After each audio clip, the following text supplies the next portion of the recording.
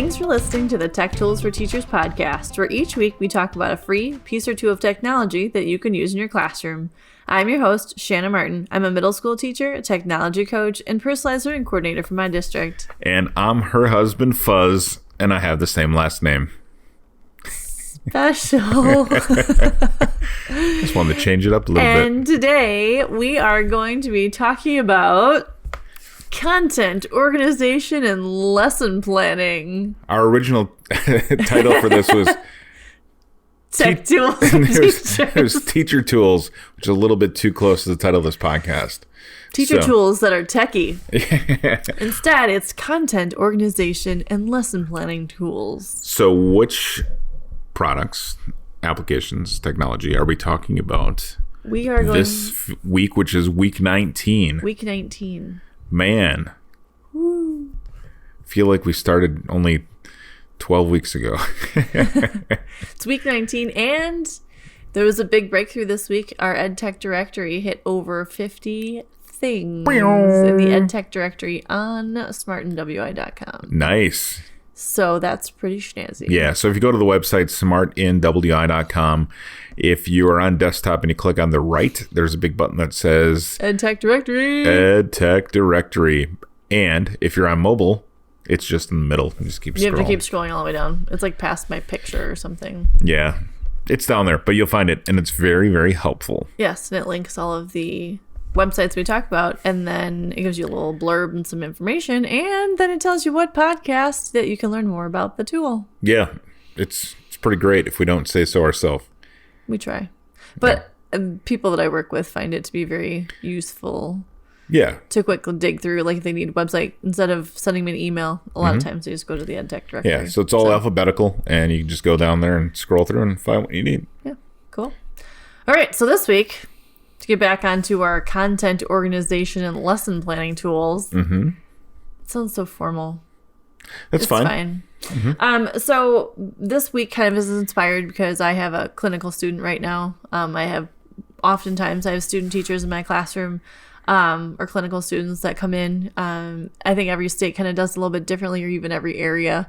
Clinical students are in their second or third or fourth placement where they're hanging out in your classroom to learn to be a teacher, but they're not taking over. Okay. It's mostly observation, then they teach a lesson or two. And then coming up this fall, actually, I'll have a student teacher that will be in my classroom. So full-time. Clinical is less hands-on than student teacher? Correct. Okay. Yeah, clinical students. And again, it depends on the college even, I think, where clinical students oftentimes are in there. First, they start off, the first one is just observation a couple hours a week. And then they build up to observation and maybe doing like a specific student write-up. And then third clinical, they might do a short mini lesson and it's more hours of observation. And then fourth clinical, they spend even more hours, like I think it's like 40 hours a semester or something in your classroom. And then they teach a lesson or two. And they end up having to do student teaching as well? And then student teaching is the last part of it. So then they do all these clinicals. But again, I think it depends on the college, because I've had students that have only been in a classroom like once, and then they're student teaching in my classroom, versus right now I have a clinical who's in her fourth clinical, and then she'll student teach in the fall. Do you think that helps them get a vibe for the room and getting to know that students will eat you alive if you let them and that kind of stuff? I think so. Okay. A lot of times, and clinical students, they don't stay in the same. I don't want to scare anybody. No, they don't stay in the same classroom. So they will do a clinical in like 4 different classrooms at different age levels and schools. And I think the more student teachers and clinical students can get into the actual classroom, the more comfortable they will be when they do student teaching. Sure. To me, I welcome people to come hang out in my classroom all of the time, like college students and whatever. I'm like, come on in. I don't care.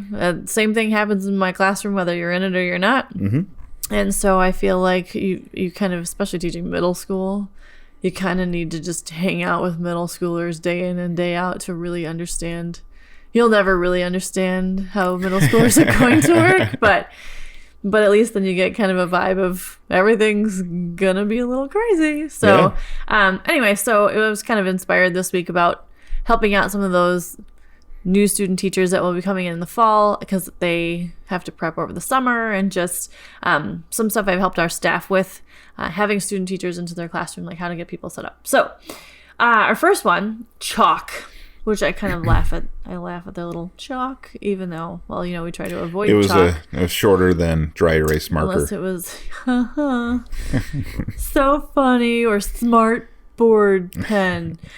So Chalk is a cool website. It's called Chalk Planning, or Chalk Plan Board, and I've recommended it. I've used it a little bit. I have a different set of ways I plan my things, but I have quite a few teachers and staff members that I work with, and clinical students and student teachers that have found Chalk to be super useful. So when it comes to like planning your lesson plans, and it depends on the district you're in and where you're at.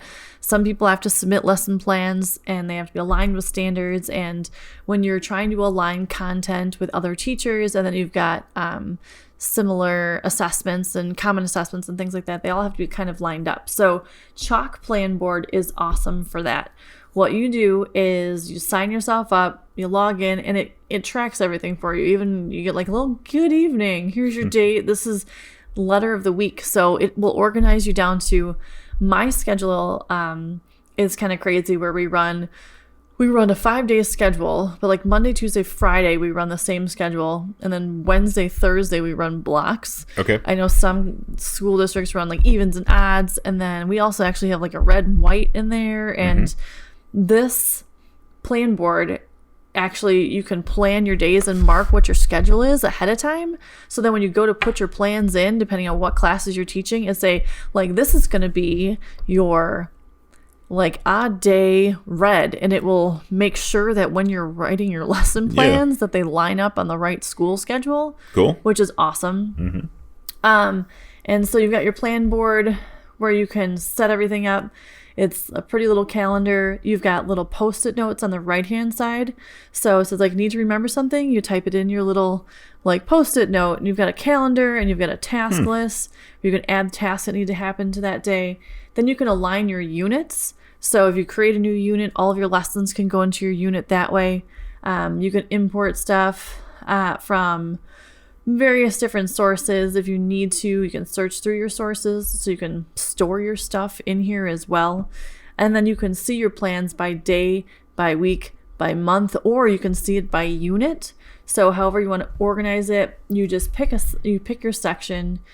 You even can divide it by, it'll be divided by semester. So you can put in your information, type in your lessons, put all the links that you want to into for your lesson.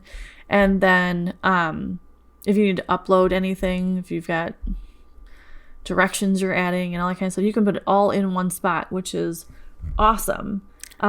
What's also cool about it is you have access. So once you put all your plans in there, you can access it from like your Android or your iOS. So you can like pull it up on your phone and be like, all right, I don't know what I'm doing, or I got a sub coming in. Here's all my plans. Like, you need to see it. That's cool. Is it all free? So the plan, all of this part is free. Okay. When you start collaborating and trying to share your plans with others, and you want like a school group, then you have to pay for it. Sure. But just as a teacher, you can use it. You can just individually on your own. Yeah. Cool. Yep. Add all your information in there, which is awesome. That's great. And you can like align your standards. So you drop your standards in, like that can all be put into there. And it's really helpful. So I know, like, I switched content a couple years ago, and there's so much more planning involved versus if you've been teaching for 25 years and you're doing things differently, as you shift and plan things. Right.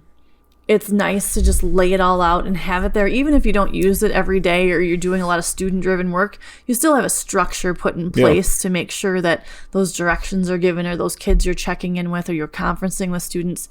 And it's nice just to have it all laid out day by day in a really pretty format. It's very easy to use. And what's kind of cool is then you can click like PDF. So if you had to print it for your sub plans, you can just knock out that PDF and send that out if you needed to. So that's you could really also nice. Share them with people that Email way if you need to. Start printing. So save a tree. Yes, depends on how you're. Yes, but yes, you can do that. Absolutely. I mean, cool. Yeah. So also, I'm just gonna say their logo is pretty cute. So I love how you're like, oh, yeah, this one, Pear Deck and Chalk. They're really cute logos. yeah, I mean, but they're like professionally cute. They're not. No, they're not. They're not like cute. trying to be, too cute. But it's a little smiley piece of chalk. Right, as it should be. Because I once had a professor, an English professor, when I was going to college, who used to suck on his chalk, like while he was up at the chalkboard. I mean, I'm old enough that we still had chalkboards in college, but not that old. They were starting to switch. My English professor used to bring his hand to his mouth and just suck on his chalk. So it have just like a white ring in the middle of his mouth, or yellow, depending on what color chalk. Really? Yeah. That's interesting. I don't know what reminded me of this other than the name chalk. I don't know. And you're talking about chalk, apparently. Yeah. I don't know. I had a professor that threw an eraser at me one time, so there's that. Probably deserved it. I was talking. Don't do that in class. It's rude. Right? Especially if you're going to school to be a teacher.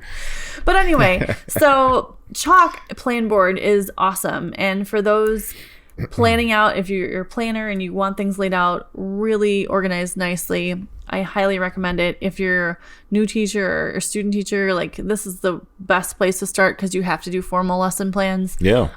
Looks like a great tool. It's a really great free tool. And then, if you want to upgrade and start sharing with staff, go for it. But it's cool. At least check it out. Try it out and see how well organized you will be using that. So, yay for chalk. Yay for chalk. Yay for chalk. And it's not even sidewalk chalk. No, but we use a lot of that. We do at our house. There's a whole lot of sidewalk chalk going on. Right now it's covered up by snow, but it's fine. Not quite. All right. So, on that note, on to Wakelet. Tool number 2, Wakelet. So Wakelet is not just meant for teachers by any means. Wakelet is for anybody. Mm-hmm. It is not an education focused tool, but there are so many teachers I know that use Wakelet. It could be an education tool if it wants to be. Yeah. Oh, I mean, I even see on their main homepage, one of their samples is for teachers, mm-hmm. But then also for people learning how to code and people using it for recipes. It's a content organization tool. Yeah, super formal. Like you can curate content. You can get content and throw it into topic-based buckets. Content. Okay, so Wakelet. So log into Wakelet, sign yourself up. It's free. Oh wait, free tech tool. Awesome. And you make these little things called wakes, which are like collections of information. Mm-hmm. And what's cool is you add your little cover image, and then you can add a title, and then you go through and there's just like these little green X's, and you just start adding content. So if you find a cool, like we're talking about Avengers lately, because there's this movie coming out. And you want to put all of the cool articles that are talking about the movie, but you don't want to read them yet because you don't want spoilers, because you don't want to hear about it before you actually see the movie. Right. So you could create a Wakelet on that. So you put your little cover picture in, mm-hmm. and then you could say Avengers, don't read until after the movie. And then put in all the articles and pictures and write little questions, and you'd have a Wakelet created all about the Avengers. That's great. And it would be so snazzy. You could, let's say you were planning a trip to Disney. Mm-hmm. You could toss all your Disney stuff into a Wakelet. Yes. And then you'd have it all there. You could. And you could probably search for other people's Disney Wakelets. So what's cool about Wakelet, as we kind of get off on a tangent here. So Wakelet, basically you create like these content collections. Mm-hmm. You can make them public so anybody can see them. And it's kind of cool because as a teacher, if you're searching for content stuff for your students, you can, or students could search if they wanted to. Or you keep them private and you can set your different settings for who can see your Wakelet.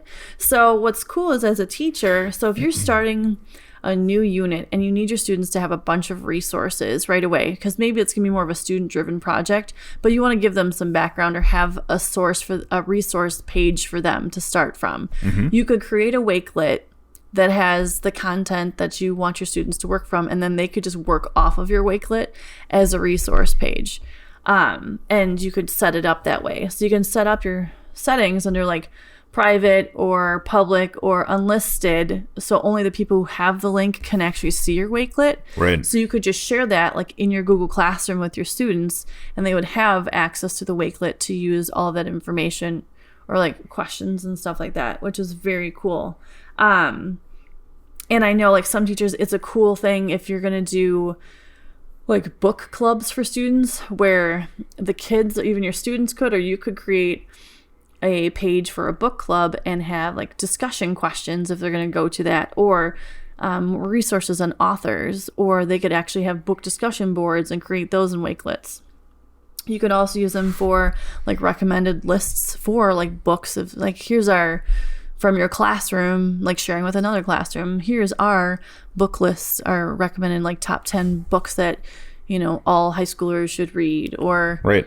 that kind of thing. So Wakelet is super simple to set up and really easy to add content to. And I'll put a picture, kind of like a screenshot, so you can see it in at smartandwi.com, where you can see all the different choices. So if you click, you can add text, you can add YouTube videos, you can connect to social media, so you can connect it to Twitter, bookmarks, images, PDFs. You can connect things from your Google Drive, so you could put documents in there, or like Google Forms or any of that kind of stuff.